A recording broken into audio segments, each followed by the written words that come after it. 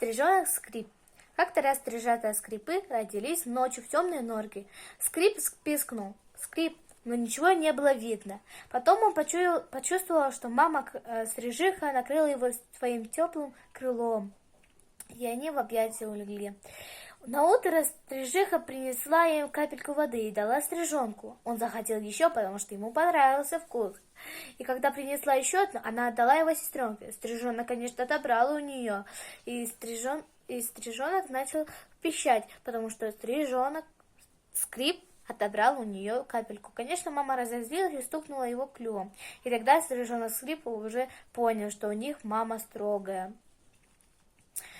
Выросли они, а стрижонок Скрип маленько отбирал у братьев и сестер их еду. Конечно, мама замечала это и его клювом под башке давала. Когда папа Скрип летел мимо ребят, они его стукнули через рогатку камень, и он упал в реку, и его унесло течением. Маме стрижихи и стрижатам было очень тяжело без отца, но они как-то справились без этого. Вдруг на них напал огромный сокол, и все стаи помчались его отгонять.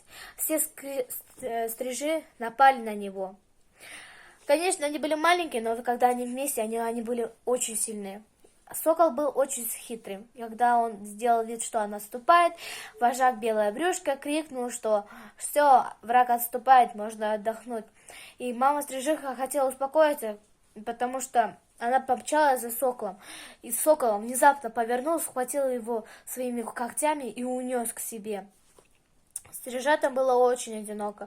Вдруг пришел вожак Белая Брюшка и обнял их своим крылом. Наутро соседка принесла им комара, большого комара, и стрижонок Скрип, конечно, отведал его.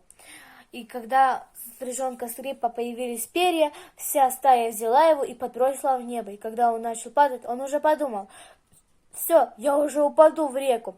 И его, как удивительно, поймали все и обратно подкидывали, чтобы он начал летать. Вдруг он начал летать и начал учить своих ребят. Он в этот день очень хорошо поел. И он хотел вернуться к себе в норку, но вдруг не может свою норку найти. Он залетал в чужие норки, но никто не хотел его пускать, потому что все были заняты. И он решил выкопать себе норку. Начал копать себе землю, туда ложить глину, воду. Небольшая норка получилась, он немножко перекусил, и наутро пришли ребятишки. Их схватили его большими пальцами, начали его гладить. Стрижонку это не понравилось, и он сделал норку свою чуть побольше. И когда на следующий день пришли ребятишки, он начал махать головой, туда-сюда бежать. Все, братцы, не сможете меня поймать, как в прошлый раз. Они ушли, и вдруг лето начало заканчиваться. Все стрижи начали собираться и улетать за горами, за полями. Стрижонок не знал, что делать. Тогда соседка ему подсказала, что надо лететь за ними. Стрижонок попрощался со своими родными, все попрощались со стрижонком, и вот конец. Но без стрижонка было очень скучно на берегу озера.